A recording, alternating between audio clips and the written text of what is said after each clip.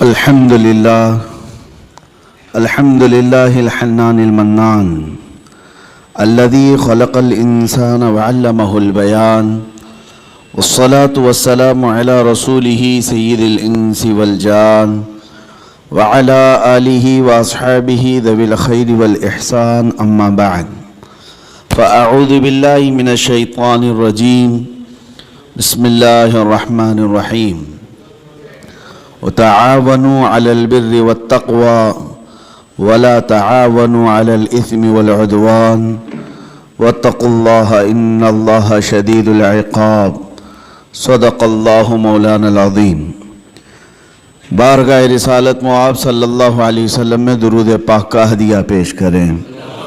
صلاۃ دائمۃ سرمدا ابدا۔ عزیزان گرامی وقار، اسلام عبادات اور معاملات دونوں کا مکمل دستور ہے۔ جب اسلام کی بات کی جائے اور دین کی بات کی جائے تو لوگوں کو ایسا لگتا ہے کہ صرف عبادت کی بات کی جا رہی ہے، نہیں بلکہ اسلام پورے نظام حیات کا نام ہے۔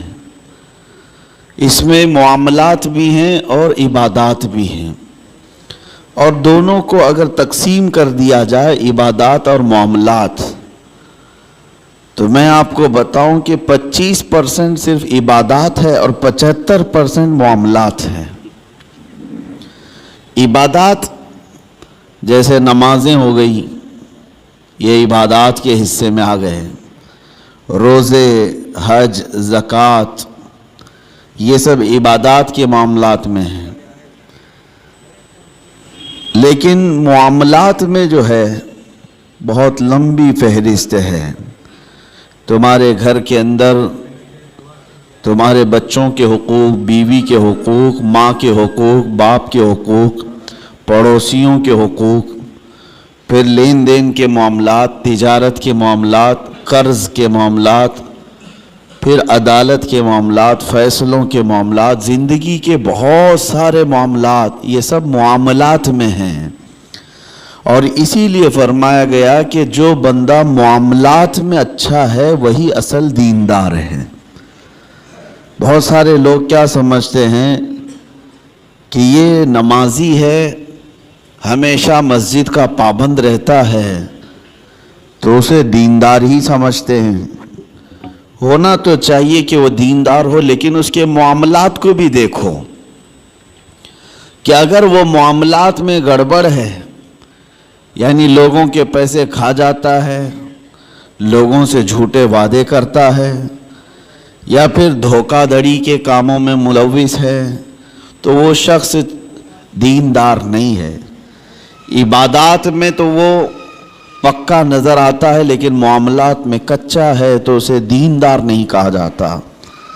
اسی لیے نبی پاک صلی اللہ تعالیٰ علیہ وسلم نے سختی کے ساتھ معاملات کے بارے میں بہت احکامات نافذ فرمائے، یہاں تک کہ حقوق بھی جو ہیں وہ دو قسم کے ہیں، حقوق اللہ، حقوق العباد۔ کچھ گناہ ایسے ہیں جس کا تعلق آپ نے ایسے گناہ کیے جس کا تعلق اللہ سے، اللہ کی نافرمانی سے، شراب پیا، نمازیں چھوڑ دیں، یا کوئی اور گناہ کیا، یہ وہ گناہ ہیں جس سے اللہ کی بارگاہ میں آپ کو معافی طلب کرنی ہے، اور اللہ کریم ہے، رؤوف و رحیم ہے، جب وہ چاہے معاف فرمائے۔ لیکن کچھ گناہ ایسے ہیں جن کا تعلق بندوں کے حق سے ہے۔ کسی کا پیسہ لے لیا اور اس کو دیتا نہیں، کسی کو اذیت دیا، مار پیٹ کیا، گالی گلوچ کیا، یہ سب بندوں کے حقوق ہیں۔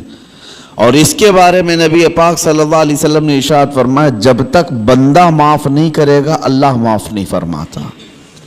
یہ سخت قسم کے احکام ہیں، اسی لیے ہمیں زیادہ طور پر اہتمام معاملات میں کرنا چاہیے۔ آج دنیا بھر میں ہماری ایک امیج بن کر کے آ رہی ہے کہ ہم معاملات میں کچے ہوتے ہیں۔ مسلمانوں کے ساتھ لوگ لین دین بند کر چکے ہیں، تجارت کرنے میں ہچکچاتے ہیں، ایک دو جگہ نہیں، بہت ساری جگہوں پر میں نے یہ بات اپنے کانوں سے سنی. لوگ کتراتے ہیں. کیوں؟ بہت سارے لوگ تجارت کرنے پر لگے تو ہیں، ان کی داڑیاں بھی ہیں، ٹوپیاں ہیں، لیکن وہ جھوٹ بولتے ہیں اور سامنے والے کو دھوکہ دیتے ہیں. میں سب کی بات نہیں کرتا، لیکن چند لوگوں کے اس طرح کی حرکات سے اسلام اور مسلمانوں پر ایک عظیم دھبہ ہے. اور یہ بھی فرمایا گیا کہ جب معاملات میں تم کچے ہوگے تو آزمائش میں مبتلا ہو جاؤ گے، مصیبتوں میں گرفتار ہوگے اور برکت اٹھا لی جائے گی. جھوٹ بول کر کے آدمی کتنا کما لے گا، لیکن اس میں برکت نہیں ہے. نبی پاک صلی اللہ تعالیٰ علیہ وسلم ہمارے لیے سب سے بہترین اسوہ ہیں، بہترین آئیڈیل ہیں. معاملات میں اللہ کے حبیب صلی اللہ تعالیٰ علیہ وسلم نے جو کردار اختیار فرمایا ہے وہ رہتی دنیا تک اس کی مثال کوئی نہیں پیش کر سکتا. اور اسی اسوہ پر، انہی کے نقش قدم پر چل کر صحابہ اکرام رضوان اللہ علیہ مجمعین نے دنیا میں اپنے ایک عظیم اخلاق پیش کیے معاملات کے بارے میں. چاہے وہ پڑوسیوں کے معاملات ہوں، چاہے وہ لین دین کے معاملات ہوں، چاہے وہ عدالت کے معاملات ہوں، بندوں کے حقوق کے سلسلے میں صحابہ بہت الرٹ تھے، بہت ہی زیادہ الرٹ تھے. حضور پاک صلی اللہ تعالیٰ علیہ وسلم جس بارے میں سب سے زیادہ مشہور تھے مکہ میں، آپ کے اعلان نبوت سے پہلے کی بات کر رہا ہوں، آپ کو جو لقب سے مکہ کے کفار پکارتے تھے وہ صادق الوعد الامین، امانتوں کا سچا آدمی اور وعدے کا پکا آدمی. حضور پاک صلی اللہ تعالیٰ علیہ وسلم کو اس لقب سے وہ پکارتے تھے، سچ بولنے والا اور اپنے وعدے کا پکا آدمی. حضور اکرم صلی اللہ تعالیٰ علیہ وسلم ایک مرتبہ مدینہ طیبہ سے گزر رہے تھے. ایک قافلہ تھا، طارق المحاربی نام کے ایک راوی ہیں، انہوں نے پوری ایک لمبی حدیث روایت کی ہے. کہتے ہیں کہ ہم لمبے سفر سے آئے تھے، ہمارا قافلہ تھا، ہمارے قافلے میں ایک لال رنگ کا اونٹ بھی تھا، سرخ اونٹ جس کو کہتے ہیں. اور اس زمانے میں سرخ اونٹ کی بڑی قیمت ہوتی تھی، بہت مہنگا اونٹ ہوتا تھا.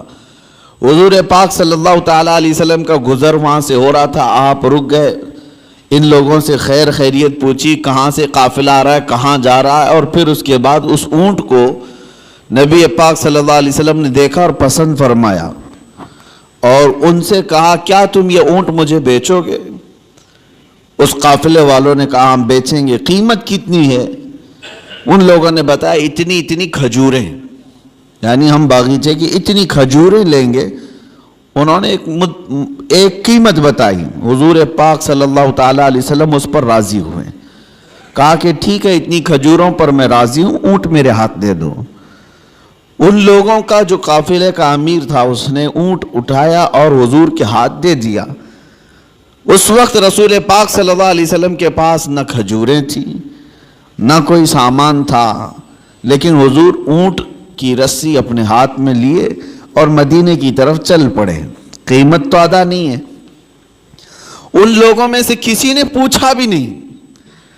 حضور صلی اللہ تعالیٰ علیہ وسلم اونٹ کی رسی پکڑ کر مدینے کی طرف چل پڑے، جبکہ یہ سرخ اونٹ بڑا قیمتی ہوتا تھا. انہیں احساس بھی نہیں تھا، اندازہ بھی نہیں تھا قیمت لینے کا. جب حضور آنکھوں سے اوجھل ہو گئے تو قافلے میں بات چیت شروع ہو گئی، کیا قیمت مل گئی؟ تو انہوں نے کہا نہیں، قیمت تو انہوں نے دیا نہیں ہے.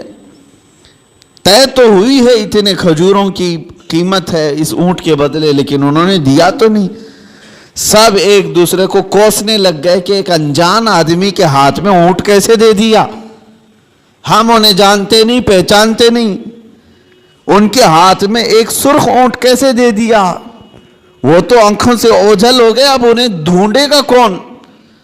یہ باتیں بڑھتی گئی. امیر قافلہ کو لوگ کوستے رہے کہ تو نے ایک بڑا نقصان کیا ہے. قافلے میں ایک خاتون تھی، ایک عورت تھی. اس عورت نے ہنگامے کو ٹھنڈا کیا اور کہا قریب آ کر لوگوں جھگڑو مت، اس لیے کہ میں نے اس چہرے کو دیکھا، وہ جھوٹا چہرہ نہیں ہو سکتا. ان کی باتوں کو میں نے سنا ہے، وہ شہد سے زیادہ میٹھی ہیں. ان کے بیٹھنے اور اٹھنے کے انداز کو میں نے دیکھا ہے، وہ دنیا کا کوئی عظیم آدمی ہے. انتظار کیوں نہیں کرتے؟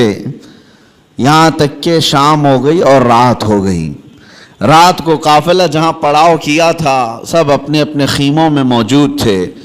نبی پاک صلی اللہ تعالیٰ علیہ وسلم کے ایک صحابی یا دو صحابہ اپنے ہاتھوں میں کھانے کی بڑی بڑی طبق لے کر کے آئے اور اس قافلے والوں سے کہا فلاں بن فلاں کہاں ہے؟ لوگ باہر آئے، پوچھا کہ کون ہے؟ آئے ہوئے صحابہ نے کہا ہم محمد الرسول اللہ صلی اللہ علیہ وسلم کے غلام ہیں، ہم ان کی طرف سے آئے ہیں. دن میں ہمارے آقا نے آپ سے اونٹ خریدا تھا، اس کی قیمت کھجوریں پوری جتنی طے ہوئی تھی وہ ہم لے کر کے آئے ہیں مدینے سے. وہ کھجوریں پوری لا کر کے دیا اور کہا رسول پاک صلی اللہ تعالیٰ علیہ وسلم نے ساتھ میں ہمیں تمہارے پورے قافلے کے رات کے کھانے کا بھی انتظام فرمایا. قافلے والوں نے کھانا بھی لیا اور کھجوریں جو قیمت میں تھی وہ بھی لیا. یہ عرب میں اس طرح کا پہلا واقعہ تھا، ورنہ جو نظروں سے اوجھل ہو گیا وہ ہمیشہ کے لیے ختم ہو گیا. حضور پاک صلی اللہ تعالیٰ علیہ وسلم نے ان کے دلوں میں ایسے اخلاق بٹھائے کہ وہ مدینے میں ڈھونڈتے پھرتے تھے کہ وہ محمد ہیں کہاں، رسول پاک صلی اللہ تعالیٰ علیہ وسلم ہیں کہاں. پھر وہ دائرہ اسلام میں بھی آئے کئی لوگ. یہی وہ لین دین کے معاملات تھے جس میں میرے آقا صلی اللہ تعالیٰ علیہ وسلم تجارت کو پوری دنیا کے سامنے بتا کر ایسے اصول بتائے. سود سے پاک کیا جو قافلے کی ایک بڑی لعنت تھی، بلکہ معاشرے کی ایک بڑی لعنت تھی. حضور پاک صلی اللہ علیہ وسلم نے فرمایا سود کو میں نے اپنے پیروں سے روند دیا، ختم فرما دیا. سود میں ہوتا کیا ہے آپ کو پتا ہے؟ جس کو آپ بیاج کہیں، بڈی کہیں یا جو بھی نام دے دیں، لیکن بڑھا کر کے لینا، کسی کو قرض دینا اور اس سے بدلے میں بڑھا کر کے لینا. 100 روپیہ قرض دیا، 110 روپے لیا، 120 روپے لیا، بلکہ 101 روپے بھی لیا، تو یہ سود ہو گیا. جس کو قرض دیا اور بدلے میں بڑھا کر کے لیا، صرف پیسے میں نہیں کسی بھی چیز میں وہ بڑھا کر کے لینا، یہ سود کہلاتا ہے. اور یہ اسلام میں بہت عظیم گناہ اس کو بیان کیا گیا. کیوں؟ وجہ کیا ہے؟ اس میں بندوں کا حق مارا جاتا ہے. ایک بندہ قرض میں ڈوبتا چلا جاتا ہے اور دوسرا امیر ہوتا چلا جاتا ہے. یہ نظام آج دنیا کے یہودیوں نے قائم رکھا ہے، پوری دنیا کو کریڈٹ پر چلاتے ہیں. زبردستی تمہیں کریڈٹ کارڈ پکڑائیں گے. کیوں؟ سود بھرتے رہو. تم اپنے حلال کمائی کی قیمت، اپنے پسینے کی قیمت ان کو سود میں چکاتے رہو، بھرتے رہو. لوگوں کو احساس بھی نہیں ہوتا. یہ دنیا اس عظیم لعنت میں تمہیں لے کر کے جا رہی ہے. میرے آقا صلی اللہ تعالیٰ علیہ وسلم نے ارشاد فرمایا جس نے سود کا ایک لقمہ کھایا اس کا گناہ اتنا بڑا ہے کہ جیسے کہ اس نے خانہ کعبہ کے سامنے اپنی ماں سے زنا کیا.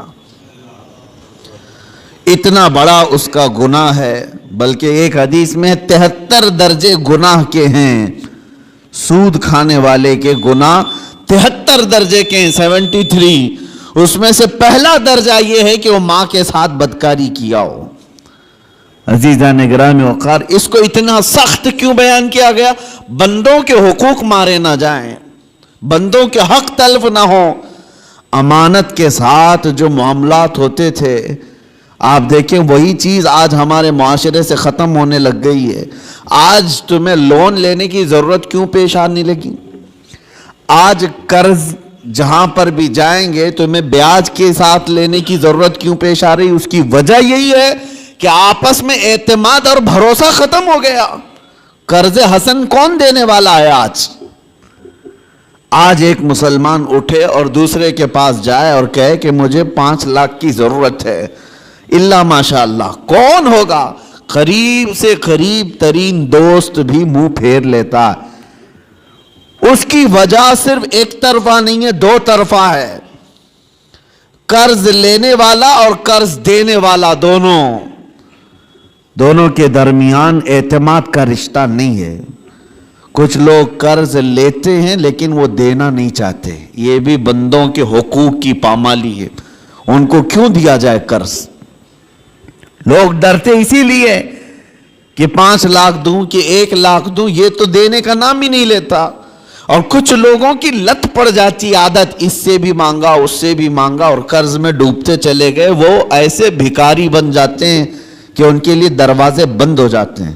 حدیث پاک سنو، رسول کریم صلی اللہ علیہ وسلم ارشاد فرماتے ہیں، جس نے قرض لیتے وقت یہ سوچا کہ دیکھا جائے گا ادا کرنے کی اس کی نیت نہیں تھی، حضور صلی اللہ تعالیٰ علیہ وسلم فرماتے ہیں اس پر اللہ تعالیٰ زمین کو اور تنگ کر دیتا ہے، اس کے لیے دروازے تنگ ہو جاتے ہیں۔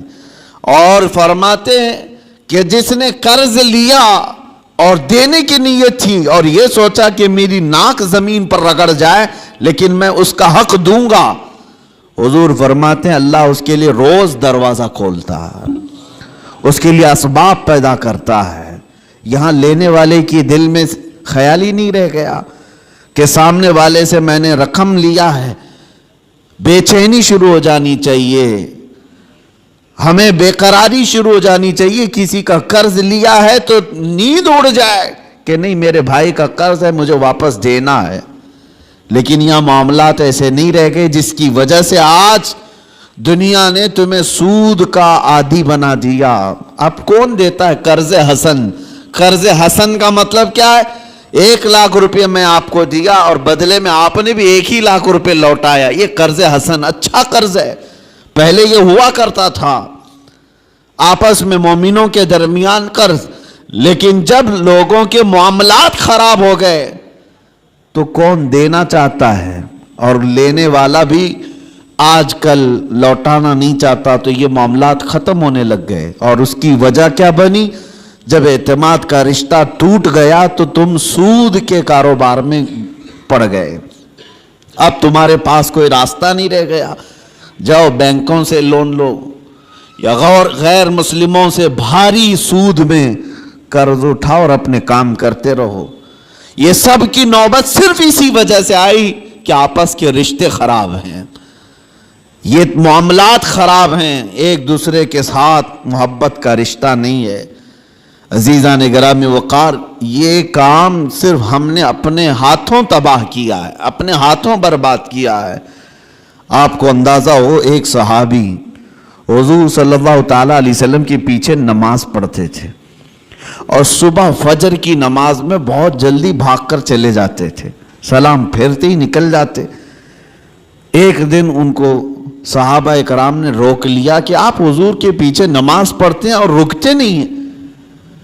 اللہ کے رسول صلی اللہ تعالیٰ علیہ وسلم سے ان کی شکایت بھی کی۔ حضور صلی اللہ علیہ وسلم نے ان سے پوچھا کیا بات ہے فجر کی نماز میں اتنی جلدی بھاگ جاتے ہو؟ اس صحابی نے جواب میں کیا عرض کیا، کہا یا رسول اللہ صلی اللہ علیہ وسلم، میرا گھر اور ایک یہودی کا گھر دونوں متصل ہے، لگے ہوئے ہیں، اور اس یہودی کے گھر کے آنگن میں ایک کھجور کا درخت ہے جس کی شاخیں میرے گھر کے آنگن میں بھی آتی ہیں، اور صبح صبح پکی کھجوریں میرے آنگن میں گر جاتی ہیں، میں اس لیے بھاگ کر جاتا ہوں کہیں میرے بچے جلدی اٹھ کر کے وہ کوئی کھجور کھا نہ لیں۔ میں وہ کھجوریں جمع کرتا ہوں اور اپنے پڑوسی کو اس کی امانت لوٹا دیتا ہوں، روز میرا یہ کام ہے۔ مجھے ڈر لگا رہتا ہے کہ کہیں میرے بچے وہ ناجائز کھجوریں نہ کھا لیں، پڑوسی کی کھجوریں جو ہمارے آنگن میں گری ہیں۔ یہ صحابہ کے اخلاق تھے۔ وہ یہودی تھا پڑوسی، اس کی ایک کھجور کھانا بھی انہیں گوارا نہیں تھا۔ کیا ہم نے بچوں کی یہ تربیت کی ہے؟ دوسرے کا مال نہیں اٹھانا چاہیے۔ یہاں تو بازار میں جا کر بھاؤ پوچھتے ہوئے نہ جانے کتنے انگور کھا جاتے ہیں لوگ، پھل پوچھتے پوچھتے کتنے تو چیک کرنے میں کھا جاتے ہیں، جبکہ یہ بھی جائز نہیں، بغیر اس کی اجازت کے، بغیر اس کی اجازت کے تمہارے لیے جائز نہیں ہے۔ اس صحابی کی یہ بات سن کر نبی پاک صلی اللہ تعالیٰ علیہ وسلم نے ارشاد فرمایا کوئی ہے ہم میں سے، میرے صحابہ میں سے جو اس یہودی کا درخت خرید کر کے میرے اس صحابی کو دے دے تاکہ یہ سکون سے نماز پڑھ سکے. سوچو میرے عزیز ہو، اس وقت رسول پاک صلی اللہ تعالی علیہ وسلم نے جب یہ ارشاد فرمایا تو صحابہ نے کہا کہ یا رسول اللہ، ہم اس یہودی کو بلاتے ہیں، کیا وہ بیچنے کو راضی ہے؟ اس پڑوسی کو بلائے جس کی کھجوریں یہ روز امانت کے ساتھ جمع کر کے اس کو دیتے تھے. وہ آیا، حضور صلی اللہ علیہ وسلم نے پہلے اس سے کہا کہ تو اپنا درخت میرے اس صحابی کو دے دے. کہا کہ ایسے تو نہیں دے سکتا. کہا بدلے میں تو جنت کی کھجوروں کے درخت لے لے. اس نے کہا مجھے اس چیز پر یقین نہیں ہے، اگر بیچنا ہے تو میں قیمت میں بیچوں گا. جب حضور نے یہ جنت کی بات کی تو صحابہ جو بیٹھے تھے اس میں سے ایک صحابی حضرت ابو دحدہ وہ کھڑے ہوئے. کہا یا رسول اللہ صلی اللہ علیہ وسلم، اس ایک درخت کے بارے میں آپ نے فرمایا ہے کہ جنت کے درخت ملیں گے، کیا یہ میں اگر خرید لوں تو مجھے بھی ملیں گے؟ میں اگر خرید کر کے اس صحابی کو دے دوں؟ حضور صلی اللہ تعالی علیہ وسلم نے ابو دحدہ سے کہا اگر تم خرید کر کے دیتے ہو تو اللہ تجھے بھی بہترین باغیچہ عطا کرے گا. وہ حضرت ابو دحدہ اس یہودی کا ہاتھ پکڑ کر کے باہر لاتے ہیں. چلو ہم ڈیل کرتے ہیں، ایک درخت میرے بھائی کو تجھے دینا ہے، بدلے میں بتا کیا لینا چاہتا ہے، کیا لینا چاہتا ہے. وہ مانتا نہیں تھا. حضرت ابو دحدہ کون صحابی ہیں میں آپ کو بتا دوں. اوالی مدینہ کا ایک علاقہ جہاں آج بھی اوالی اس کو کہتے ہیں، مسجد قباء کے قریب، وہاں کی کھجوریں دنیا کی سب سے بہترین کھجوریں مانی جاتی. اوالی مدینہ دنیا کی سب سے بہترین کھجوریں.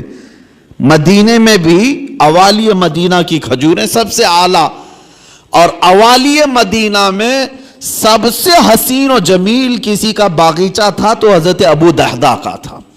بہترین گھر بھی تھا اس باغیچے کے اندر، اور بہترین خوبصورت باغیچہ جس میں نہر بھی تھی. حضرت ابو دحدہ نے کہا کہ اس یہودی سے تو مجھے جانتا ہے؟ کہا کہ تجھے مدینے کا کون آدمی نہیں جانتا، تو ابو دحدہ ہے. باغیچے کے نام سے ہی لوگ جانتے ہیں، حسین و جمیل باغیچہ ہے. حضرت ابو دحدہ نے کہا کیا تو اس بات پر راضی ہے کہ میں وہ پورا باغیچہ اس ایک درخت کے حوالے دیتا ہوں چاہتا ہوں، یہ ایک درخت تو دے دے میرے اس بھائی کو، میں باغیچہ پورا دے دوں. اس یہودی نے کہا کیا مذاق ہے، یہ کیسا مذاق ہے؟ اس نے کہا رسول اللہ کی بات پر میں کبھی مذاق نہیں کرتا، اور نہ ہی مسلمانوں کو یہ زیب دیتا ہے، میں معاملات کر رہا ہوں تیرے ساتھ. اس یہودی نے کہا کوئی بات نہیں، درخت میں دینے کو تیار ہوں. ابو دحدہ نے وہیں پر جو کچھ لکھنا پڑھنا تھا سب کر لیا، بیچ دیا. نہ کوئی قیمت لینی تھی اس سے، کچھ نہیں. ایک درخت جو یہودی کے آنگن میں تھا بس وہی خریدنا تھا، وہ بھی اکھاڑ کر کے نہیں. وہ درخت تو وہیں رہے گا نا، لیکن ملکیت اس مسلمان کی ہوگی، صحابی کی. اس بات پر طے ہوا، باغیچہ بیچ دیا گیا. اب حضرت ابو دحدہ اپنے باغیچے کے باہر آئے. سنیے، باہر آئے اور باہر سے اپنی بیوی کو پکارا، یا ام الدحدہ. اپنی بیوی کو زور سے پکارنے لگے تو ان کی بیوی اندر باغیچے کے اندر اپنے حسین و جمیل گھر میں تھی. وہاں سے آواز سن کر کے کہتی ہیں کیا بات ہے کہ تم اندر نہیں آتے، باغیچے کے باہر سے مجھے آواز دے رہے ہو؟ ابو دحدہ نے کہا میں نے باغیچہ بیچ دیا، تو بھی باہر آ جا. عورتیں تو عورتیں ہوتی ہیں، لیکن وہ کمال کی عورتیں تھیں. وہ باہر نکلی اپنے گھر سے اور کہتی ہیں ابو دحدہ مجھے تمہاری عقل پر پوری زندگی سے زیادہ یقین ہے، یقیناً سودا کیا ہوگا تو بہترین سودا کیا ہوگا. ایسے تو تم اتنا حسین باغیچہ بیچ نہیں سکتے، اگر بیچا ہوگا سودا کیا ہوگا تو بہترین سودا کیا ہوگا. وہ گھر سے اسی وقت نکل آئی. ابو دحدہ گھر باغیچے میں بھی نہیں گئے، گھر میں بھی نہیں گئے. یہودی سے کہا آج سے تیرا ہے یہ باغیچہ. وہ باہر آئی، خاتون پوچھا کتنے میں تم نے یہ باغیچہ بیچا ہے؟ تو حضرت ابو دہدہ نے ہنس کر کے کہا میں نے یہ رسول اللہ کے ہاتھ میں بیچا ہے، جنت کے ایک باغیچے کے حوالے۔ اللہ تبارک و تعالیٰ کے رسول جسے وعدہ کریں وہ جھوٹا نہیں ہوتا۔ ام دہدہ نے ہنس کر کے کہا مجھے میری جان سے زیادہ تمہاری عقل پر یقین تھا، یقیناً تم نے جو سودا کیا وہ دنیا کا سب سے عظیم سودا ہے۔ چلو یہ نہیں ماتم کیا کہ کیسے بیچ دیا، کس کو کس کی باتوں میں آ کر کے کیا کر دیا، وہ خاتون بھی صحابیہ تھیں، رسول پاک صلی اللہ علیہ وسلم پر ایمان رکھتی۔ تو باہر آئے یہ دونوں لوگ۔ آپ سنیے، یہودی جو ہے رات کو اپنی بیوی کے پاس آتا ہے اور ہنستا ہے۔ مسلمانوں سے بڑا بیوقوف میں نے کسی کو دیکھا نہیں۔ انہوں نے میرے آنگن میں موجود ایک درخت کے بدلے مدینے کا ایک حسین و جمیل باغیچہ میرے ہاتھ میں دے دیا، لیکن یہ بھی تو دیکھو کہ درخت تو وہ ہمارا ہی رہے گا، وہ ہمارے آنگن میں ہے، درخت کو کون اکھاڑے گا، کون نکالے گا؟ وہ اپنی بیوی سے رات بھر ہنسی مذاق کرتا رہا کہ مسلمانوں کو میں نے بیوقوف بنا دیا۔ اور وہ صحابی جو صبح نماز سے فوراً بھاگ کر اپنے گھر آتے تھے کھجوریں چننے کے لیے، آج وہ مسجد نبوی میں حضور کے پیچھے نماز پڑھ رہے ہیں، سکون و اطمینان کے ساتھ نماز پڑھتے رہے۔ اور اس کے بعد نماز ہو گئی تو حضور صلی اللہ تعالیٰ علیہ وسلم نے صحابہ سے کہا کہ چلو اس صحابی کے ساتھ چلتے ہیں وہ درخت دیکھنے کے لیے، اس لیے کہ کسی کا گمان ہے کہ اس نے مسلمانوں کو بیوقوف بنا دیا۔ حضور پاک صلی اللہ تعالیٰ علیہ وسلم صحابہ کے ساتھ آئے اور اس صحابی کے گھر کے پاس جو یہودی کے آنگن میں درخت تھا، صحابہ فرماتے ہیں جب ہم قریب پہنچ کر کے دیکھے تو وہ درخت خود اکھڑ کر کے اس صحابی کے آنگن میں آ چکا تھا۔ خود ان کے آنگن میں وہ درخت موجود تھا۔ عزیزان گرامی وقار، یہ لمبی حدیث ہے، اس میں مجھے جو عرض کرنا تھا وہ یہی تھا کہ اس صحابی کے عمل کو دیکھو کہ وہ ایک مشت کھجوریں بھی اپنے بچوں کو ناجائز طریقے سے نہیں کھانے نہیں دینا چاہتے۔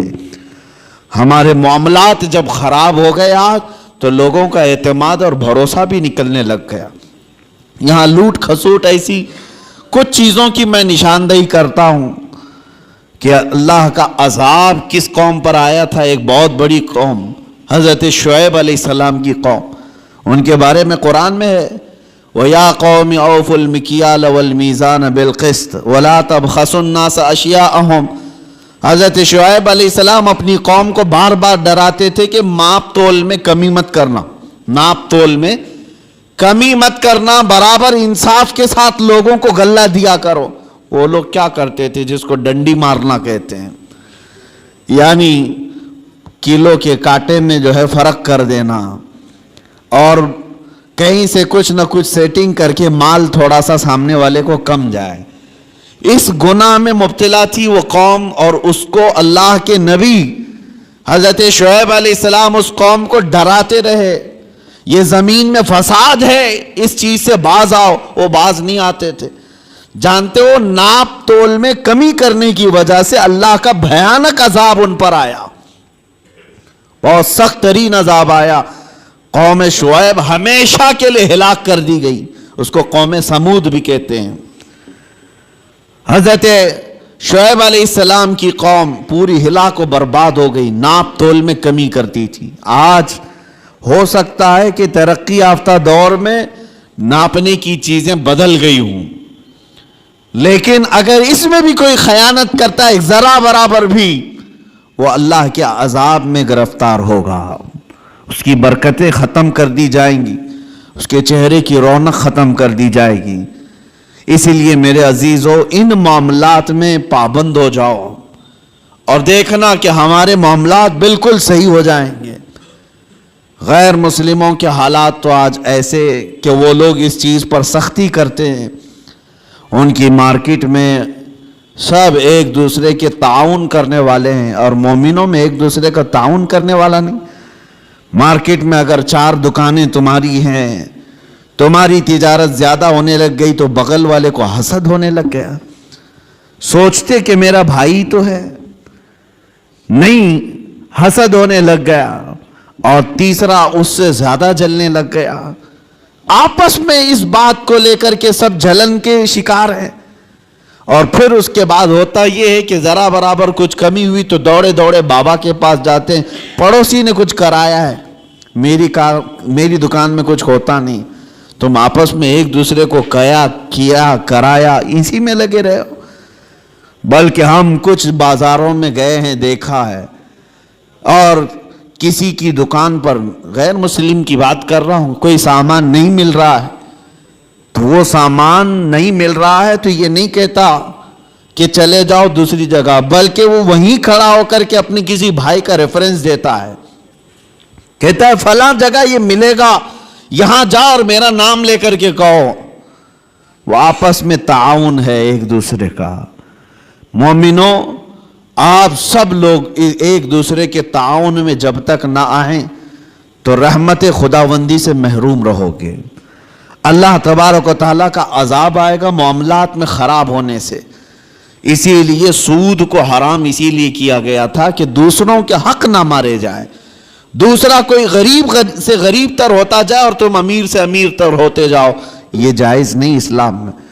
یہاں تک کہ غلہ جمع کر کے رکھنا اور وقت آنے کا انتظار کرنا، یہ بھی حرام ہے، حرام ہے۔ چاول کو ذخیرہ کر لیا، احتکار اس کو کہتے ہیں، اس کو جمع کر کے رکھ لیا اور سوچتا رہا کہ مارکیٹ میں چاول جب کم ہوگا تو میں اپنا غلہ باہر نکالوں گا، اور اس وقت جو 100 روپے کلو کا چاول ہوگا میں 500 روپے کا بیچوں گا۔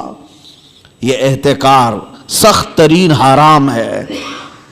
کچھ لوگ ذخیرہ اندوزی کرتے ہیں، پیاز کو، آلو کو، چاول کو، گیہوں کو، یہ جو روزمرہ کی ضروریات ہیں، اس کو جمع کر کے کئی گوڈاؤن میں سیف کر دیا، اور اس کے بعد مارکیٹ پر نظر رکھتے رہتے، مارکیٹ میں جب یہ چیزیں کم ہوں گی ہم اپنا غلہ باہر نکالیں گے۔ اسلام میں یہ جائز نہیں۔ بندوں کے حقوق مارنا یہ معاملات کی خرابی ہے، احتکار جائز نہیں ہے۔ اسی طرح میرے عزیزوں، چند باتیں جو ہمارے ساتھ ہو رہی ہیں، جھوٹ بولنا۔ حضور پاک صلی اللہ تعالیٰ علیہ وسلم کے پاس ایک صحابی آئے، انہوں نے کہا یا رسول اللہ صلی اللہ علیہ وسلم، میں گھر بنانے کا کام کرتا ہوں، جس کو آپ مستری کہتے ہیں، معمار، میرا کیا ہوگا قیامت کے دن؟ حضور صلی اللہ علیہ وسلم نے فرمایا تو ابراہیم علیہ السلام کے ساتھ اٹھایا جائے گا۔ ایک صحابی آئے، انہوں نے کہا میں کپڑے سلتا ہوں، درزی ہوں، میرا کیا ہوگا؟ نبی پاک صلی اللہ تعالیٰ علیہ وسلم نے فرمایا تو حضرت ادریس علیہ السلام کے ساتھ اٹھایا جائے گا۔ ایک صحابی آئے، انہوں نے کہا کہ میں لوہے کا کام کرتا ہوں، حضور نے فرمایا تو حضرت داؤد علیہ السلام کے ساتھ اٹھایا جائے گا۔ جس کا جو پیشہ تھا اور جو نبی کا پیشہ تھا، حضور نے ان کے ساتھ اٹھائے جانے کی بشارت دی۔ ایک صحابی نے کہا کہ یا رسول اللہ صلی اللہ علیہ وسلم، میں تجارت کرتا ہوں، میرا کیا ہوگا؟ حضور پاک صلی اللہ تعالیٰ علیہ وسلم فرماتے ہیں اگر تو 2 چیزوں کی پابندی کرتا ہے، جھوٹی قسم نہیں کھاتا اور جھوٹ نہیں بولتا، تو قیامت کے دن میرے ساتھ اٹھایا جائے گا۔ تجارت میں یہ 2 چیزیں لوگ آج یہی زیادہ کرتے ہیں، جھوٹ بولنا اور جھوٹی قسم کھانا، اور سامنے والے کے کم عقل ہونے کو دیکھ کر کے اس کا استعمال کر لینا۔ لوگ اس انتظار میں رہتے ہیں کہ ایسا گاہک آئے، ایسا گراہک آئے جس کو معلومات کم ہو تو اسے جلدی ٹوپی پہنا دیا جائے، جس کو خرید و فروخت کا تجربہ نہ ہو اس کو جیسے تیسے بیچ کر کے ختم کر دیا جائے۔ لوگ تو ایسے گراہک کے انتظار میں رہتے ہیں۔ امام اعظم ابو حنیفہ رضی اللہ تعالیٰ عنہ، ہمارے امام سراج الامہ، یہ خود تاجر تھے۔ ایک بار بیٹھے ہوئے تھے اپنی دکان میں، ایک عورت کپڑا لے کر کے آئی۔ وہ کپڑا اچھے قسم کا کپڑا تھا، اور وہ عورت جو بیچنے آئی تھی اس کی قیمت وہ کم بول رہی تھی۔ امام اعظم کے پاس وہ آئی اور لے کر کے اس نے کہا کہ یہ کپڑا مجھے بیچنا ہے۔ حضرت امام اعظم نے پوچھا کتنے کا بیچ رہی ہو؟ اس نے کہا 10 درہم۔ تو آپ ہنسنے لگی، کیونکہ آپ ماہر تھے کپڑوں کی تجارت کے. آپ نے کہا یہ کپڑا اتنی قیمت کا نہیں ہے. تو اس نے کہا مجھے ضرورت ہے, اتنی پیسے دے دو. امام اعظم نے کہا نہیں, میں یہ نہیں کہہ رہا کہ یہ زیادہ ہے, بلکہ تو قیمت کم لگا رہی ہے, کپڑا زیادہ قیمت کا ہے. تو اس عورت نے کہا اچھا قیمت کم میں نے لگائی ہے تو میں بڑھا کے بولتی ہوں, آپ بڑھا کر کے دے دیجئے, 50 درہم میں لے لیجئے. زیادہ بڑھا دیا.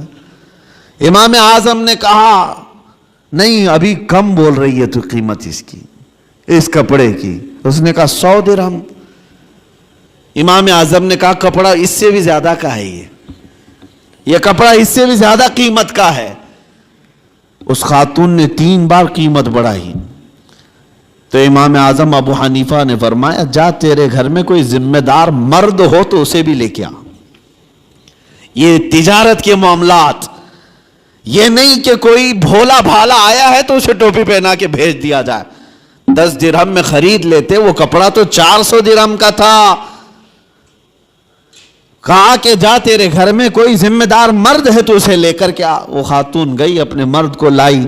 امام اعظم ابو حنیفہ رحمۃ اللہ تعالی علیہ نے اس کپڑے کو 400 درہم میں خریدا. کہا کہ پھر بھی میں نفع میں ہوں. فرماتے ہیں کہ میں جو بیچوں گا اس پر مجھے نفع آئے گا, لیکن میں یہ نہیں چاہتا تھا کہ سامنے والے کو اس کپڑے کی قیمت کا اندازہ نہیں تو میں اس کو پوری طرح سے ڈبا دوں. یہ رسول پاک صلی اللہ تعالی علیہ وسلم کے اخلاق کے کریمانہ جو امام اعظم ابو حنیفہ نے بھی اپنی زندگی میں دکھایا ہے. اور ایک بات, ایک عورت اور آئی. عورتوں کو کچھ معاملات میں بہت معلوم ہے اور کچھ معاملات میں کچھ نہیں معلوم ہے. وہ کبھی کبھار مارکیٹ میں صرف اسی لیے جاتی ہیں کہ گراتی رہیں یا اٹھاتی رہیں. بہرحال ایک خاتون آئی اور اس نے کہا امام اعظم ابو حنیفہ رحمۃ اللہ تعالی علیہ کے پاس ایک کپڑا تھا ریشم کا, اور اس عورت کے پاس کچھ ہی پیسے تھے. اس عورت نے کہا میں ایک غریب عورت ہوں, مجھے آپ ایک کپڑا ایسا بیچو جس میں آپ نفع مت لینا مجھ سے. وہ کہا جاتا ہے نا مدل مل جائے. یہاں تو سب ہر کوئی یہی دعویٰ کرتا ہے جتنے کا پڑا ہے اتنے کا بیچ رہا ہوں آپ کو, پھر دکان کیوں کھول کے بیٹھا ہے. ہر کوئی یہی کہتا ہے کہ مجھے جتنے کا پڑا ہے اتنے میں دے رہا ہوں آپ کو. امام اعظم ابو حنیفہ رحمۃ اللہ تعالی علیہ کے پاس عورت آئی, کہا ایک کپڑا مجھے دیجئے, اس پر آپ نفع مجھ سے مت کمائیے, باقی سب سے نفع تو لیتے ہی. تو امام اعظم نے کپڑا اٹھایا اور کہا لے لے اس چیز کو. تھان تھی. کہا کتنے؟ کہا 4 درہم. اس عورت نے کہا مجھ بڑھیا کا مذاق مت اڑائیے, وہ کپڑا جو ہے قیمتی تھا. امام اعظم ابو حنیفہ فرمانے 4 درہم. کہا میں سچ بول رہا ہوں 4 درہم میں لے لے. وہ خاتون کہتی ہے ایسا کیسے ہو سکتا ہے اتنے کم قیمت کا. امام اعظم ابو حنیفہ رحمۃ اللہ علیہ فرماتے ہیں میں نے اس کے ساتھ ایک اور کپڑا خریدا تھا. یعنی جب میں اس کپڑے کو دکان میں لایا تھا 2 تھان تھے میرے پاس, اور ایک تھان بیچ کر کے میں نے پورا نفع لے لیا. اب یہ کپڑا صرف مجھے 4 درہم کا پڑتا ہے. تھا وہ 100 درہم کا. لیکن امام اعظم ابو حنیفہ فرماتے میں نے دوسرے والے اس کے ساتھ لائے ہوئے کپڑے میں اپنا نفع اور خرید و فروخت جتنے میں ہوئی تھی سب میں نے وصول کر لیا ایک کپڑے میں. اب یہ کپڑا مجھے صرف 4 درہم کا پڑتا ہے, تو چاہے تو لے لے. 4 درہم میں اس عورت کو کپڑا دے دیا. کون کرتا ہے آج کے معاملات, کون کرتا ہے؟ یہاں غریبوں کا خون چوس لیا جاتا ہے, ان کے معاملات کو ختم کر دیا جاتا ہے. عزیزان گرامی وقار, جب تک یہ احساس تمہارا بیدار رہے کہ مجھے اگر دھوکہ اگر میں دوں گا تو اللہ شاہد ہے, اللہ دیکھ رہا ہے, ہر چیز وہ تمہاری قیامت کے دن لائے گا. فَمَنْ يَعْمَلْ مِثْقَالَ ذَرَّةٍ خَيْرًا يَرَهُ وَمَنْ يَعْمَلْ مِثْقَالَ ذَرَّةٍ شَرًّا يَرَهُ. تم میں جو رائی کے دانے کے برابر نیکی کرے گا اللہ اسے بھی دکھائے گا, اور رائی کے دانے کے برابر جو برائی کرے گا اللہ وہ بھی تمہیں دکھائے گا. اس لیے معاملات میں پکے ہو جاؤ.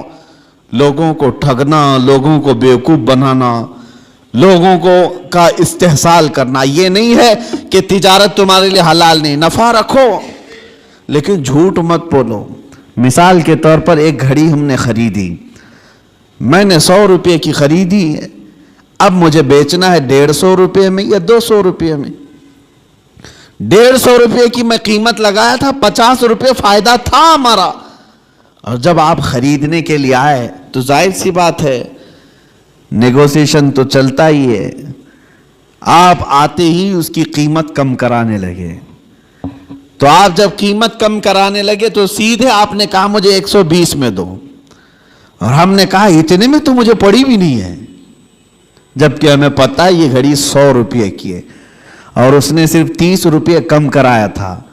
ٹھیک ہے مجھے نہیں دینا تھا 30 روپے کم کر کے, نہ دیتا, لیکن یہ تو نہیں کہتا کہ مجھے پڑی ہی نہیں ہے, بلکہ اس سامنے والے کو اتنا کہہ دیتا کہ نہیں اتنے میں مجھے کوئی دینا نہیں ہے آپ کو, اتنے کم قیمت میں آپ کو بیچ نہیں سکتا.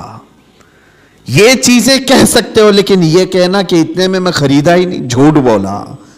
اور اس جھوٹ بول کر کے اس سامنے والے کو بیچا تو وہ قیمت پوری تمہارے لیے حرام ہی رہی. حرام لقمے اس طرح سے بھی گھر میں آتے ہیں. اگر آپ کو نہیں دینا ہے تو سیدھے صاف یہ کہہ دیتے کہ مجھے اتنے کم میں نہیں بیچنا ہے. سامنے والے کی مرضی ہے, لینا چاہے تو لے, نہ تو جائے. یا اگر آپ تجارت کے اصول جانتے ہیں, اس کو جانے نہیں دینا چاہتے, تو بیچ کی کوئی ریٹ پر آپ طے کر لیں, لیکن جھوٹ بول کر کے نہیں. تمہاری زبان پر کوئی جھوٹ آنے نہ پائے. اور جب اس طرح کی تجارت کرو گے, ہر حلال کھاؤ گے, تمہاری عبادات میں بھی برکت ہوگی, تمہاری دعائیں بھی اللہ کی بارگاہ میں بار اجابت سے ٹکرائیں گی. عزیزان گرامی وقار, پوری دنیا میں آج معاملات کے لیے ہم فکر مند ہیں کہ مسلمانوں کی ایسی چھبی بنائی گئی. ابھی میں ایک باہر ملک میں تھا, وہاں ایک صاحب کہہ رہے تھے کہ ہم جو ہے مال امپورٹ کرتے ہیں فلاں جگہ سے فلاں جگہ سے, لیکن ہم وہاں جا کر دیکھتے ہیں اگر کوئی مسلمان کنٹینر وغیرہ لگا رہا ہے تو ہم ڈر جاتے ہیں کہ واپس وہ ہمارے ملک میں آئے گا تو آدھا کنٹینر ملے گا, نہیں تو فلاں ایسا ہو جائے گا, فلاں ہو جائے گا. وہ ڈر اس بات کا ہے. کہا کیوں اس قدر بگاڑ لیا اپنے معاملات کو. عزیزان گرامی وقار, مسلمانوں کے حالات جب اس طرح سے بگڑے ہیں تب یہ تمام چیزیں آئی ہیں. قوت فکر و عمل پہلے فنا ہوتی ہے جب کسی قوم کی شوکت پہ زوال آتا ہے, جب کسی قوم کی شوکت پہ زوال آتا ہے. آج جو زوال کے اسباب ہیں, تم خود مصطفیٰ کریم صلی اللہ تعالیٰ علیہ وسلم کے ان اچھے اسلوب کو چھوڑ دیے, وہ نقوش پا جو میرے آقا کے پوری دنیا کے لیے آئیڈیل تھے, چھوڑ دیے. آج ایک بات میں بتا دوں, ابو جہل جیسا کٹر دشمن مکہ میں ہے.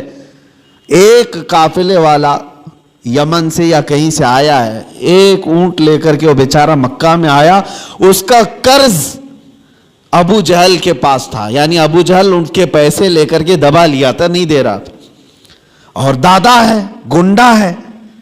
اور وہ بندہ بیچارہ جو آیا وہ کمزور تھا, وہ مکہ کے فلاں آدمی کے پاس جا رہا تھا, کہا کہ اس سے میرا پیسہ دلا دو. کوئی تیار نہیں تھا. ارے اس کے پاس کون جائے گا, ابو جہل کے پاس, وہ سردار قریش ہے, پتہ نہیں کون اس سے وصول کرے گا. کچھ ایسے لوگ یہاں پہ بھی ہیں جن سے لوگ ڈرتے ہیں, ارے ان سے کون وصول کرے گا. یہ اس زمانے کے ابو جہل ہیں. لوگ ان سے ڈرتے ہیں کہ پیسہ ان سے کون وصول کرے گا, گنڈے ہیں, مار پیٹ کریں گے. تو سب ڈرے ہوئے تھے. وہ مجبور آدمی مکہ میں حرم پاک میں مجبور اور پریشانی کے عالم میں کھڑا تھا. ایک کسی نے پوچھا کہ کیا بات ہے, مکہ کے حالات بتا رہا ہوں. اس نے کہا میرا پیسہ فلاں آدمی دبا کر بیٹھا ہے, ابو جہل دیتا نہیں. تو وہ حرم پاک میں جو بندہ آیا تھا اس نے کہا تیرے لیے ایک ہی راستہ ہے, جا محمد کے پاس صلی اللہ علیہ وسلم. حضور پاک صلی اللہ تعالیٰ علیہ وسلم, وہ بھی مسلمان نہیں. اس نے کہا جا محمد کے پاس, وہ تجھے دلا دیں گے. وہ شخص کہتا ہے میں ڈھونڈتے ڈھونڈتے حضور پاک صلی اللہ علیہ وسلم کے پاس آیا. یہ حضور پاک صلی اللہ تعالیٰ علیہ وسلم کے حالات اس وقت کیا آپ بہت بڑے پیسے والے تھے؟ کیا آپ اس وقت حالات میں مکہ والوں کے اس طرح سے مضبوط مالی اعتبار سے؟ لیکن وہ شخص آیا، حضور ایک جگہ بیٹھے ہوئے تھے، آتے ہی رو پڑا، کہا آپ محمد ہیں؟ کہا فلاں شخص مکہ کا ابو جہل، اس کو دوسرے نام سے پکارا جاتا تھا، کہا وہ پیسے میرے لیا ہے اور دیتا نہیں ہے اور ڈراتا الگ ہے۔ حضور پاک صلی اللہ علیہ وسلم نے اس سے کہا رو مت، چل میں تیرے ساتھ چلتا ہوں۔ حضور اس شخص کے ساتھ آئے اور کہا کہ ڈھونڈتے ہیں۔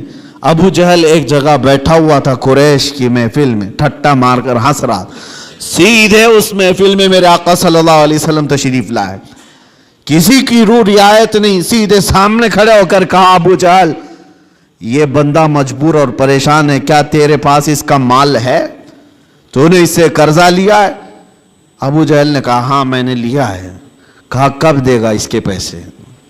اس کے پیسے کب دے گا؟ وہ ایسا ذلیل ہوا وہاں پر کہ حضور کے پاک کے دو جملے تھے، وہ فوراً گیا اور مال لا کر کے اس مجبور آدمی کو لوٹا دیا۔ نبی پاک صلی اللہ تعالی علیہ وسلم کا وہ جلال جو کٹر دشمن ہے، جانی دشمن ہے، لیکن حضور کے اخلاق و کردار کے سامنے ٹک نہ سکا۔ حضور معاملات میں اتنے پکے تھے کہ حضور کو کوئی ٹال نہیں سکتا تھا کہ اگر ابو جہل کے لیے حضور صلی اللہ علیہ وسلم نے یہ کہہ دیا کہ تو معاملات میں خراب ہے اور اس کے پیسے نہیں دیتا تو پورے عرب میں اس کی بدنامی تھی، اور وہ اپنی بدنامی نہیں چاہتا تھا، لایا مال دے دیا۔ یہاں پر سے یہ پتا چلتا ہے خود میرے آقا صلی اللہ تعالی علیہ وسلم نے اپنے معاملات بھی صحیح رکھے اور کسی دوسرے کو ظلم ہوتے ہوئے بھی دیکھنا پسند نہیں فرمایا۔ یہ ہونے چاہیے ہمارے معاملات کہ ہم کسی کو ٹھگتے ہوئے بھی نہ دیکھیں، اگر کوئی بیوقوف بن رہا ہے تو اس کا ہاتھ پکڑے اٹھائیں، کہا تو نقصان اٹھائے گا، تو نقصان اٹھائے گا۔ یہ مومنوں کے جب تک ہمارے معاملات صحیح نہ ہوں گے آپ کس رحمت کے انتظار میں ہیں؟ اللہ کریم ہم سب کو ہمارے عبادات میں اور ہمارے معاملات میں پختگی عطا فرمائے۔ مولا کریم ہمیں سچی امانت داری اور دیانت داری عطا فرمائے، حضور پاک کے نقش قدم پر چلنے کی توفیق عطا فرمائے۔ وآخر دعوانا ان الحمد للہ رب العالمین۔